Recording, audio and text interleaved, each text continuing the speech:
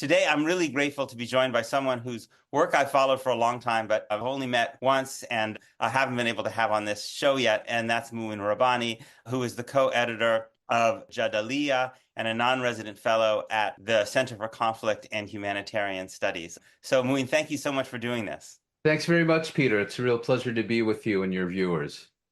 So obviously, a lot of attention in the US media recently has been about this prospect of a regional war, of a kind of expanding war. And I think one of the things that I find somewhat frustrating as a consumer of a lot of this is that it's often described as Iran is this big force. I think Naftali Bennett calls it the octopus. And then it has these proxies. And so the big conflict is Iran. And it reminds me a lot of the way Americans talked about the Cold War back then. It was always the Soviet Union. And then what was the Soviet Union telling X, Y, and Z groups? And in reality, I think we found that actually it was a lot more complicated than that. So I would love just to start to ask you, when you think about the axis of resistance, Iran, Hezbollah, now the Houthis in Yemen, Hamas, Islamic Jihad, how do you think about the relationship between these different actors?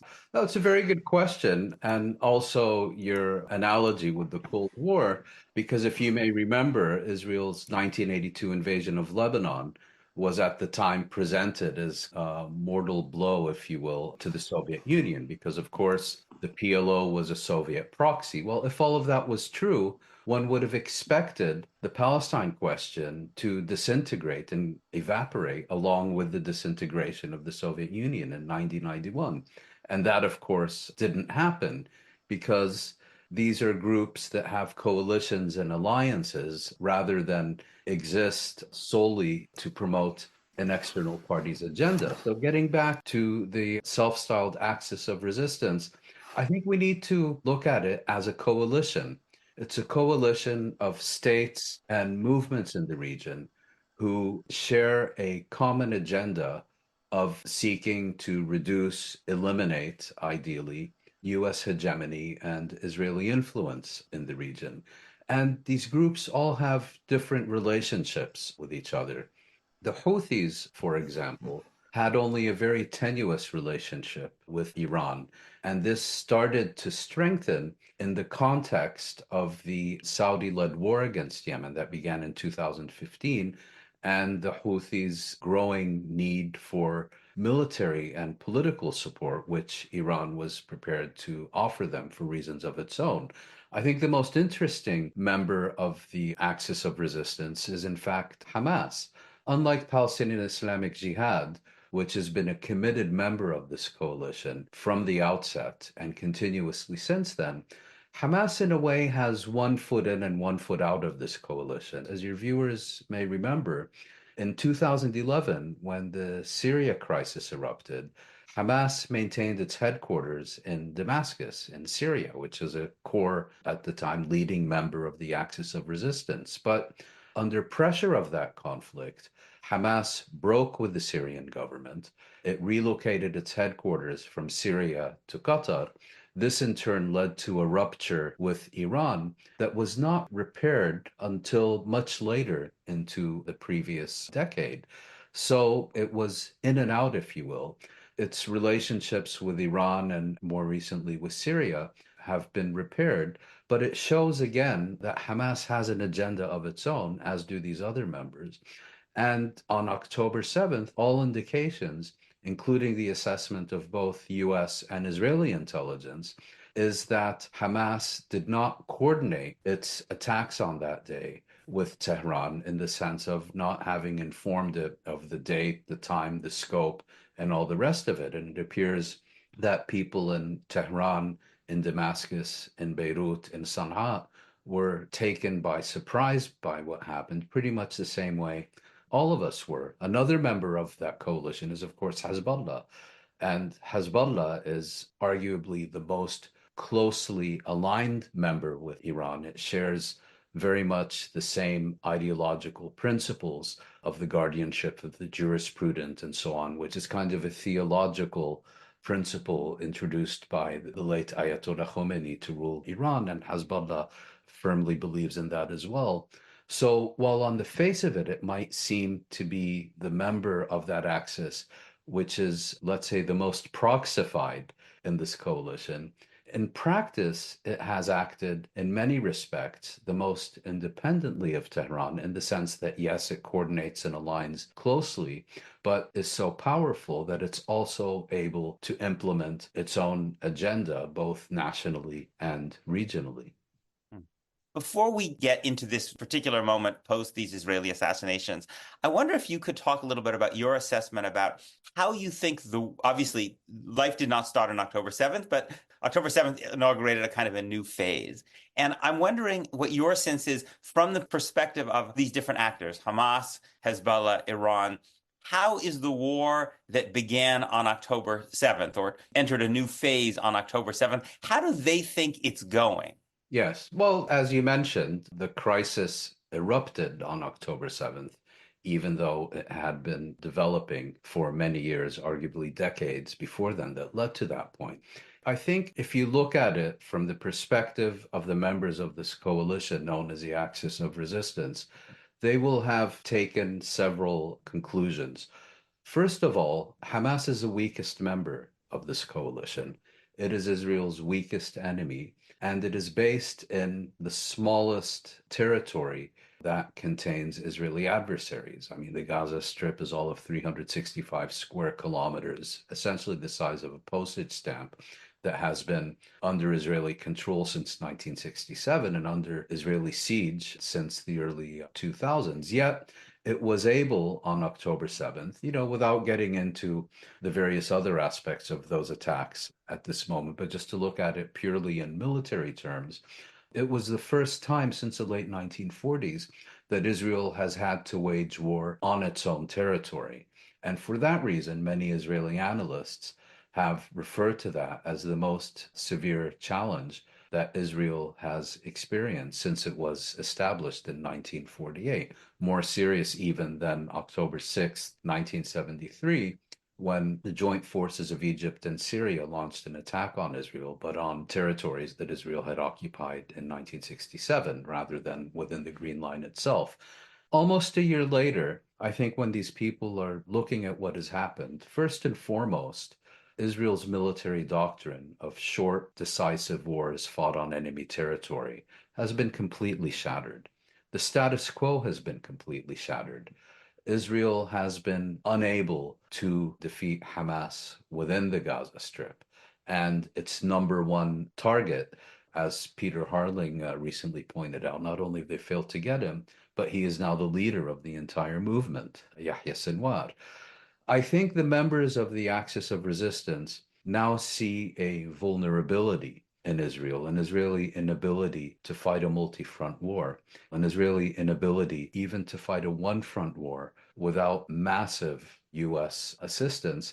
And while they have always made statements about Israel not being as strong as it seems, Hassan Nasrallah, the Hezbollah leader's famous statement that Israel is as weak as a spider's web, and so on, and that Israel is not invincible.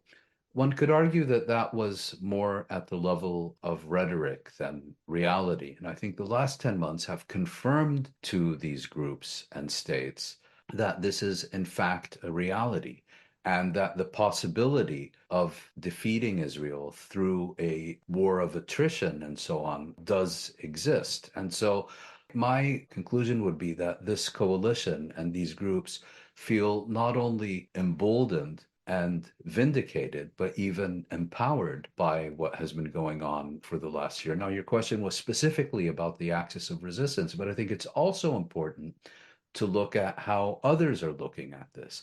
In other words, if you're an Egyptian, if you're a Jordanian, if you're a Saudi or whatever, they're now looking at this situation and saying, if this second order militia, Hamas, can do this, if Israel is now basically being damaged so strongly economically, politically, diplomatically, and so on, and of course, I'm not getting into the horrific costs of the past year, they will be asking their governments, well, if they can do this, and you claim to be acting in support of the Palestinians and in support of Arab national security, then what are you doing? Why are you basically this impotent spectator? Why aren't you doing more? And I think this is something that will have an impact for years to come. The absolute silence at best of the official, let's say, Arab state system may well have political ramifications that will be not unlike those that we saw in the wake of 1948. When you say in the wake of 94, you mean changes of regime in those governments because of the sense that there's popular unhappiness or unhappiness in elite circles about the impotence of those regimes. Yes, and of course, the issue in 1948 was not only the loss of Palestine and popular Arab outrage about what had done to the Palestinians, but it was equally directed at their own governments, not only for failing to stop Israel, but, their own armies were defeated. Mhm. And of course, military defeat tends to create very combustible political consequences. And we saw that in Syria starting in 1949, in Egypt in 1952, in Iraq in 1958, various attempts in Jordan during the 1950s, and so on. The difference now is that Arab countries are not directly involved and not being directly defeated by Israel the way they were in 1948. But I would argue that their refusal to even engage forcefully at a political level during this past year may well create political conditions within these countries that would be akin to what we saw in the 1950s and 1960s in this region. When I listen to Israeli commentators, some of them do express a certain pessimism that echoes what you're saying, but others say something along the lines of, well, we needed to reestablish deterrence. I mean, the way they would describe this might be different from the way that you or I would describe it, but they would say basically, we've restored deterrence in Gaza. The people in Lebanon don't want to have there what's happened in Gaza. And maybe we've even made some people in Gaza question whether they're happy about the fact that Hamas launched this attack on October 7th because of it. And so actually, we are in a stronger position because we've actually shown how much we can do catastrophic damage. Yes, well, I'm sure there are people in Gaza Hmm. who feel exactly the way that you've just described, just as there are those who don't. I think that the broader point here is that if that perspective were correct, Yeah. there would be no more fighting in the Gaza Strip, because I think one Israeli objective in targeting the civilian population has been to make the civilian population suffer sufficiently to turn against their rulers, in this case, Hamas. And that hasn't happened either because they're too busy surviving or because, as so often, weak and pauperized populations are not exactly the best candidates for a popular revolution. But the idea that what Israel has done to Gaza has deterred others, well, we see the conflict expanding rather than diminishing. And clearly, Hezbollah has not been deterred. Clearly, the Houthis, who were not only bombed by Israel, but are being regularly bombed by the most powerful military force in human history, the US, and by the UK, they're not deterred either. And now Iran, according to all accounts, is getting ready to retaliate for the Haniya assassination. So I think that the way these groups are looking at this is not only are we not deterred, but we're actually now in a position, despite Israel's awesome military power, to inflict massive damage on Israel as well, should it come to that. And so you do, I think, have this kind of mutual deterrence. I mean, if you look at the so-called Northern Front, the Israeli-Lebanese border, that's been going on for almost a year. The number of civilians who have been killed in northern Israel and southern Lebanon during the past year is infinitesimal compared to what we've seen in the Gaza Strip. And I think it's for a very good reason. The reason that Israel and Hezbollah are focusing almost exclusively on military targets, and the reason that most civilian casualties in this conflict have been collateral damage, if you will, as conventionally understood, is because there is a kind of balance of terror on this front. And Israel recognizes very well that if it tries to do to Lebanon what it's been doing to Gaza, well, Hezbollah can also do to Israel much of what Israel has done to Gaza. Hezbollah and Israel have been fighting for a long time, but certainly since October 7th, but within limits. Do you think that if Hezbollah had decided after October 7th to fight without limits, I imagine they could have created a situation for Israel which would have been far, far more dangerous and difficult than the one that even that they faced. Do Yeah. you think Hamas was hoping that Hezbollah would go in a full-scale way to create a full war in the north? And why do you think Hezbollah didn't do that? Well, first of all, I think it would have been an illusion for Hamas if it believed that Hezbollah, which hadn't even been properly informed about Hamas's plans on October 7th, would have, in the wink of an eye, suddenly transitioned to full-scale war against Israel. Hamas followed its own specific agenda without taking the agenda or interests of its coalition partners into account in its planning, as I said, without even properly informing them. And in that context, I don't think it would have had the illusion that somehow its coalition partners in exchange are going to discard their own various considerations and interests and completely risk their futures at the behest of Hamas, particularly in this context I was describing earlier of Hamas being a kind of less full member of this coalition than others, if you will. The other part of your question was about why Hezbollah responded the way it did. Well, the way Hezbollah has described its actions, it refers to it as a support front. In other words, it sees that the primary purpose of what it's been doing is to support the Palestinians rather than to engage Israel for its own purposes. So you want to have a controlled escalation, and by doing so, also hopefully limit the damage that Israel does to Lebanon. You want to tie down Israeli forces and resources. You want to increase the costs to Israel of continuing its campaign in the Gaza Strip. But at the same time, you don't want to launch a conflict that exists independently of what is happening in Gaza, and thereby, on the one hand, divert all the attention from the Gaza Strip, and at the same time, break this organic link that has existed, whereby Hezbollah and the Houthis and others have said the only reason we are fighting Israel is to end the fighting in Gaza. And the moment there's a ceasefire in Gaza, we will stop fighting. If Hezbollah had launched a full-scale war against Israel on October 7th, that link wouldn't have existed. And Hezbollah's actions could not have been in support of the Palestinians because you would have been talking about an independent Israeli-Lebanese conflict that is no longer organically tied to Gaza, but exists independently of it. That may be where we are heading now in light of these latest developments. On that front, how do you make sense of the calculations that Hezbollah and Iran are making now in terms of how they respond to this spate of Israeli assassinations of Shukr of Hezbollah and of Ismail Haniyeh in Iran?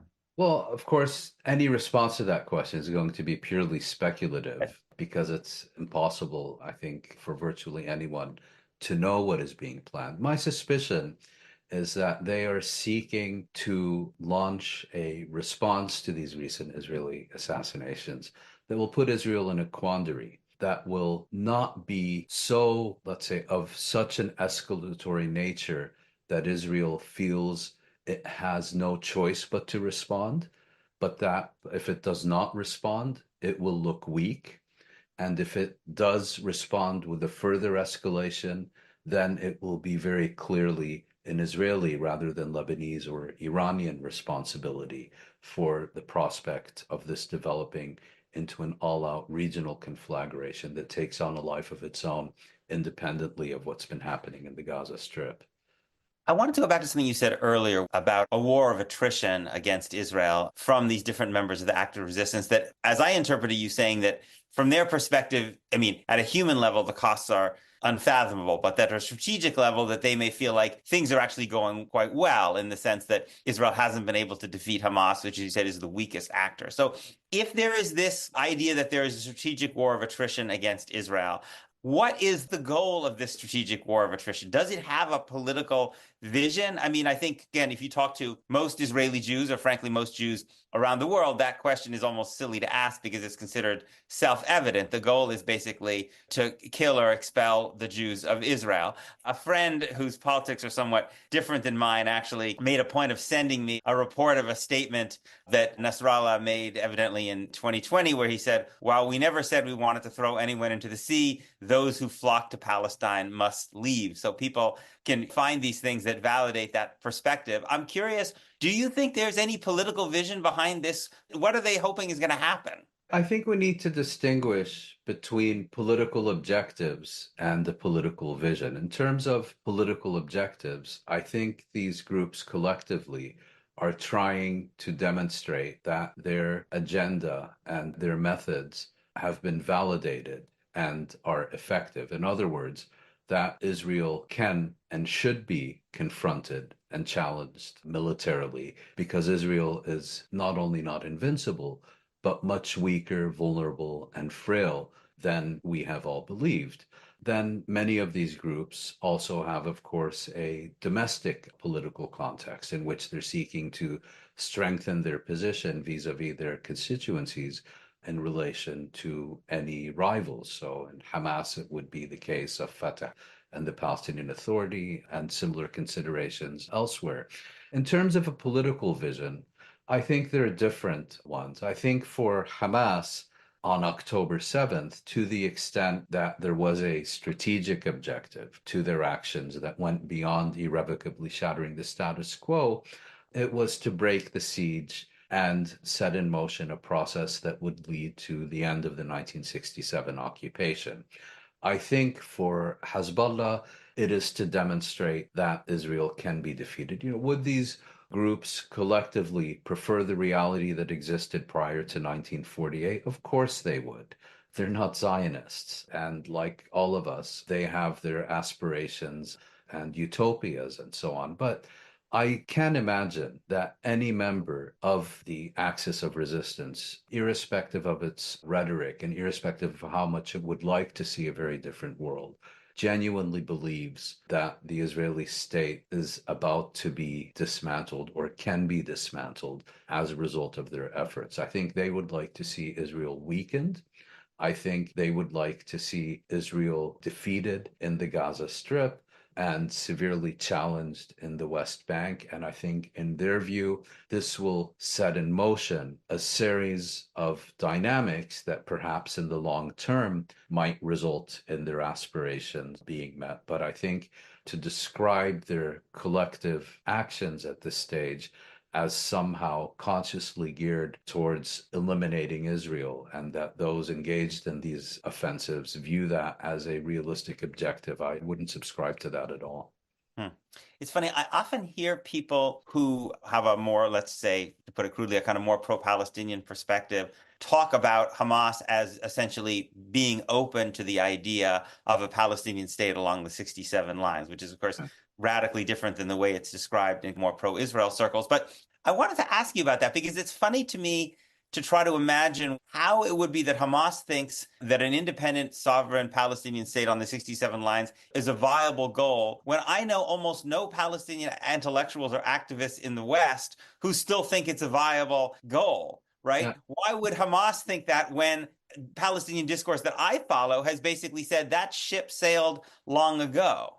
Well, I think there's two answers to that question. The first is that although I don't think we can provide a definitive response at this stage, I do think that Hamas attitudes and Palestinian attitudes more generally towards that issue have shifted under the pressure of Israel's genocidal campaign of the last year. In other words, I do think there is a growing number of Palestinians who on October 6th may have felt that a two-state settlement was not only achievable but desirable, who have now come to the conclusion that either it remains achievable but is no longer desirable, or has become neither achievable or desirable. As far as Hamas is concerned, I think you have to take into consideration that it really has two agendas. It is a fusion of Islamism and nationalism. In other words, it's not only a national liberation movement in its own views, but also a social movement. And that means that it has historically been prepared to accept sovereignty, if you will, over limited territory where its national liberation objectives have been partially achieved, and that would enable it to continue with its social project of the Islamization of Palestinian society. I mean, when all is said and done, and you take all these statements by Hamas leaders accepting a two-state settlement in various formulas, I really believe that that's what it comes down to. And the second point I would make in this respect is that when you look at Hamas statements endorsing a two-state settlement, you have to look at the details. They say, on the one hand, that Hamas as a movement will never recognize Israel, just as the Fatah movement was never asked to recognize Israel, just as no Israeli political party has ever been asked to recognize any Palestinian rights independently of the Israeli government. Mouin, sorry, can I just, you Yes. said Fatah has not been asked. Yes. That's the distinction you're making, but the PLO recognizes Yes. Israel. Yes. So And just help me similar. understand the distinction between the PLO as the umbrella organization doing so and Yes. Fatah I in mean, particular. the PLO was the official representative of the Palestinian people, just as the Israeli government was the official representative of the state of Israel. And commitments that were made between these two parties were made by the government of Israel and by the PLO. They were not made by Fatah, the dominant movement within the PLO, or by Labor or Likud, the dominant parties in the Israeli government. To best of my knowledge, they weren't even asked to make any commitments in this regard. Now, Hamas is not a member of the PLO. It initially was a fierce rival of the PLO, but there have been increasing movements towards its integration into the PLO rather than replacing the PLO. So, if you look closely at Hamas statements endorsing a two-state settlement, what they've said, as we were just discussing, Hamas says, we are not going to recognize Israel. But if the Palestinians, through a popular referendum or through the decisions of legitimate national institutions, reach an agreement with Israel, regardless of what we think of that agreement, we will not work to undermine it and we will accept it as the will of our people. And by legitimate national institutions, they, of course, mean a PLO that has accepted Hamas as a full member. And I think what they're trying to say with this is we are pure. But if you secular sellouts, to put it crudely, want to reach a two-state settlement agreement with Israel, you do the dirty work, our hands will remain clean. And then we will seek to benefit from the outcome in terms of the Islamization project I was earlier discussing. But what it all comes down to is Hamas has been very clear that if there is a serious two-state settlement, one resulting in a genuinely sovereign, independent Palestinian state throughout the territories occupied by Israel in 1967, along with a just resolution of the refugee question, they're not going to take up arms against it. To the contrary. And it would be particularly beneficial for them if this was reached without them getting their hands dirty. And they could even take credit for it by saying, it was our guerrilla war that made it possible. That's a situation on October 6th. And as mentioned, I very much question whether that would still be the position of either the movement or others who held to this position today. So if it's no longer the position now, given that Hamas now does seem to be the strongest political force in Palestinian politics, do you have any sense of where you think their thinking is at this point? Is there a reversion to the idea of an Islamic caliphate between the river and the sea? I don't think they have seriously put much thought into this, apart from the conclusion that there can be no coexistence with the Israeli state. And here you have different views, not only among Palestinians, but even within Hamas. You have, let's say, the original position that was expressed in the 1968 Palestinian National Charter, that Zionism is a colonial movement and that only those Jews who were native to the territory, in other words, those who were residing there prior to the Balfour Declaration of 1917 and their descendants, have the right to stay. I think that's a little passé. You hear all kinds of rhetoric, if you came from Europe, go back to there. Well, I think it's very difficult to implement when you have people who have been in Palestine, Israel for generations. So you have those within Hamas. I would imagine it's a very significant constituency who would like to see Palestine liberated from the river to the sea and governed as an Islamic state and so on. But just as Hezbollah has radically shifted its vision for Lebanon from its original vision of the guardianship of the jurisprudent when it was first established to now participating in elections and delivering government ministers and so on, I think you're seeing a very similar process, or have seen a very similar process within Hamas, that you can't just turn the clock back to 1947. And that even if there wasn't a single Jew in Palestine, you still have the issue that not only are not all Palestinians Muslim, but not all Muslims are Islamists. And so I think, as with most ideological movements, they have learned that you may keep your strategic objectives as an ultimate aspiration, but in the real world, you have to constantly make all kinds of compromises with reality. Those who don't, like the Khmer Rouge, for example, may, from their point of view, be quite successful for a few years, but generally end up in the dustbin of history. One of the things that I find interesting and difficult, just as someone who tries to follow Palestinian discourse to the degree that I can as a non-Arabic speaker, is that I feel like the voices that one hears in the West, I mean, obviously Palestinians are still largely excluded from mainstream discourse, but to the degree voices come up, they're very rarely Islamist voices. That the most prominent Palestinian activist intellectuals that one hears in the United States almost always talk in basically secular terms.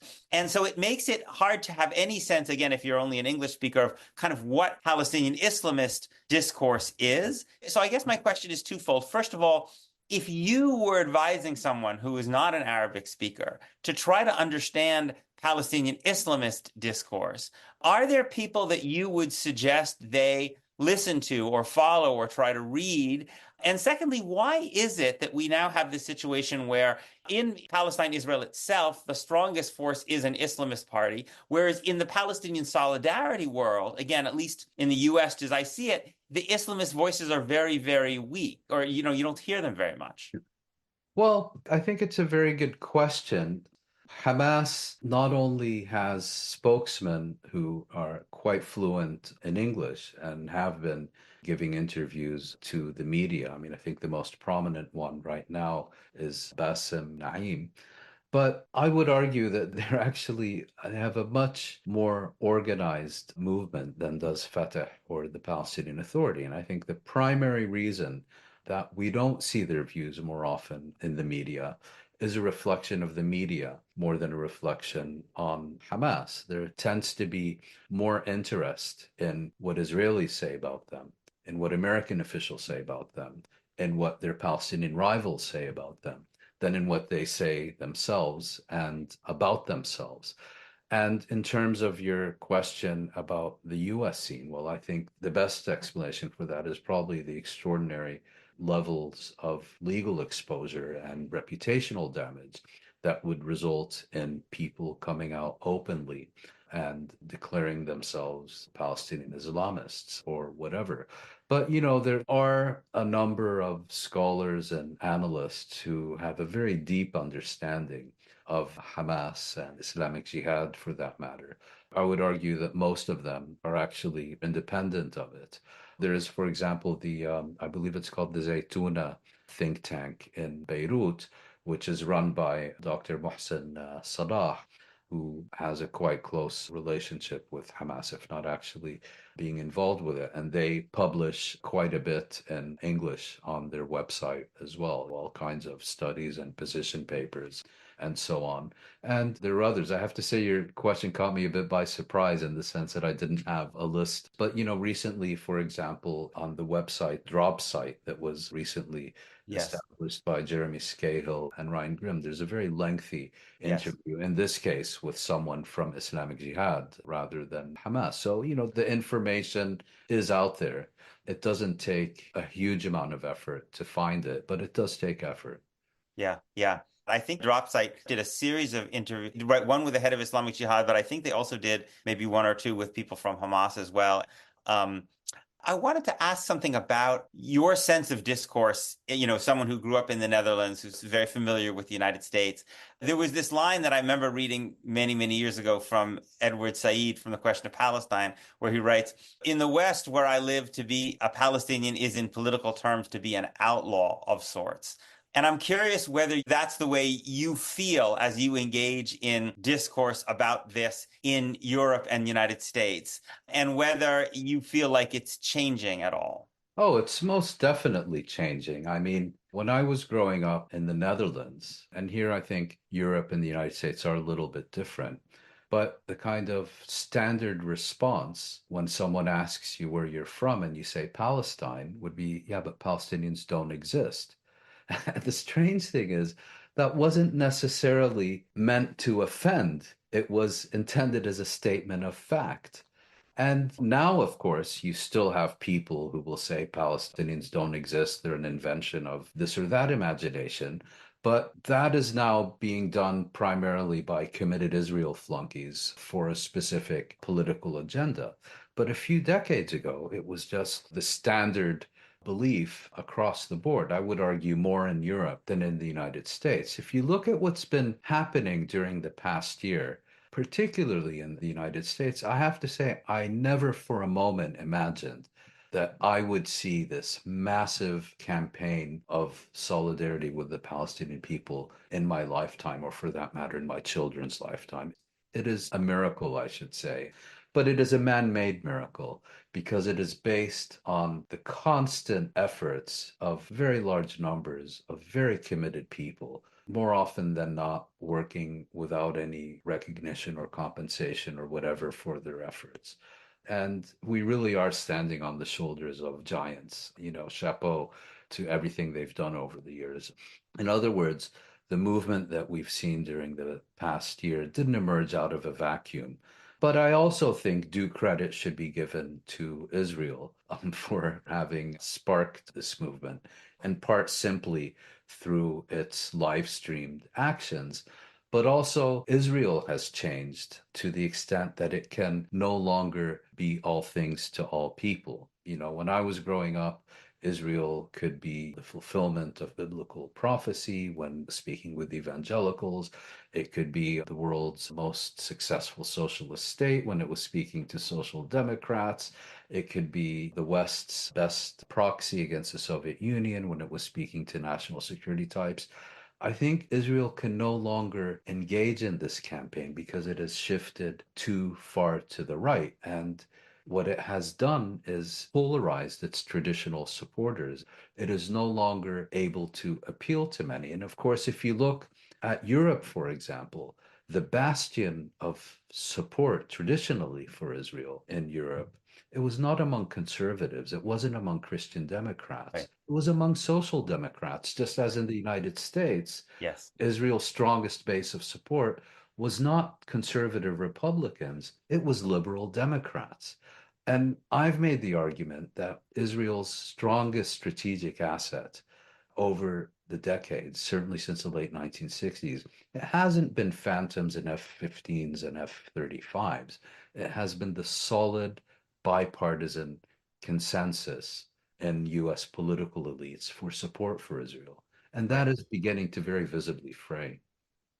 Yes, which is why Israel has a real incentive in having people like Donald Trump and the National Rally in France and the AFD Yeah. do well. I'm curious, as a European, how you think that European debate and policy may evolve over time given this split. I mean, do you believe that we're in a situation where if socialists and social democrats and labor parties basically gain power in Europe in the years to come, that they're going to move towards a more confrontational or critical policy towards Israel? Well, if I could just preface my Yeah. answer by saying you addressed it to me as a European. Yeah.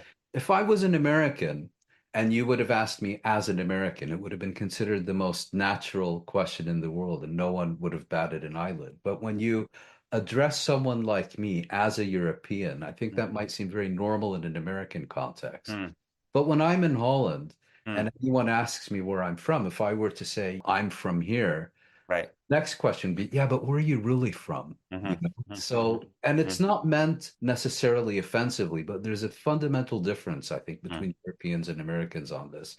I think what we're seeing in Europe, the premise of your question is in fact already being partially answered in Spain, in Norway, even in Ireland, which of course has a right-wing government, but I think it's only in Ireland where Right.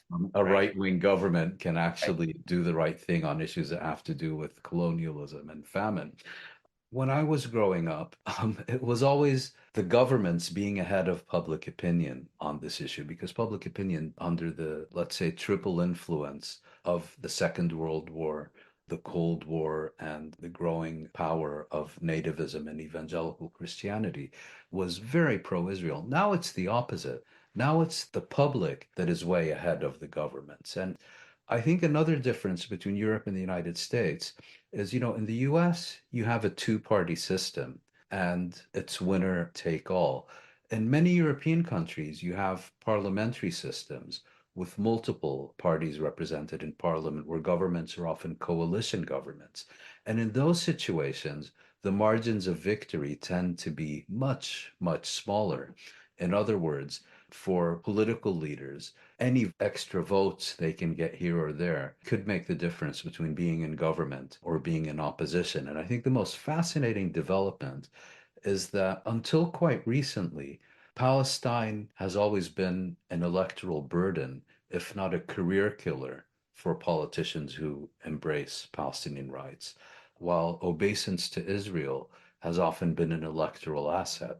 That is now beginning to change. I mean, of course, there are many reasons why Josh Shapiro was not chosen by Harris as her vice presidential candidate. But I do get the impression that he was not considered, given his statements about anti-genocide protesters being KKK and bragging about having served in the Israeli military and so on. I do think that played a role. Look at the recent elections in the UK, where the Labour Party lost 4 or 5 seats to independent, in some cases, former Labour Party candidates who ran quite explicitly against the Labour leadership's record during the past 10 months and so on. And it's often at the higher level of politics that things change most slowly and lastly. And now that we're even beginning to see that in certain respects, of course, in others, they're not, Cory Bush, Jamal Bowman, and so on. But I would have never thought that already now we're beginning to see situations where it is Israel which is the electoral burden and Palestine which is the electoral asset. When I talk to European Jews who are on the left, they will sometimes say to me something, not all of them, of course they differ, but some group of them will say to me, Peter, I don't know what you're seeing in the US in terms of left or pro-Palestine anti-Semitism, but I think it's a more significant problem here Here in Europe. in Europe. And so I'm curious from your perspective as a Palestinian, how concerned are you about this? How significant? I, for instance, saw a reference in the wake of these horrifying riots against immigrants, something that was going around about a march saying basically Zionists out of this neighborhood, which is the kind of thing that makes even left-wing Jews often, not all of them, but many of them feel very anxious. And so I'm curious what your sense is as someone who knows that movement in Europe very well. Mm. I think we also have to look at this in terms of the concerted campaign over decades in the US, for example, by groups such as the Defamation League, in Europe by various pro-Israel lobbies. to ensure that public opinion understands, between quotes, that there is no distinction between Israel and Jews, between Zionism and Judaism. In other words, you can't be against Israel without being against Jews. Of course, there are traditional anti Semites who spout slogans like Zionist occupation government, referring not to Israel, but to other governments and so on. But those come out of, let's say, a very different European tradition back to the 19th century and so on. But I think part of the reason has to do with Israel and its apologists and its flunkies almost too successfully persuading people that there can be no distinction between Zionism and Judaism. And unfortunately, some people, particularly among, let's say, the less politically experienced, have bought into this.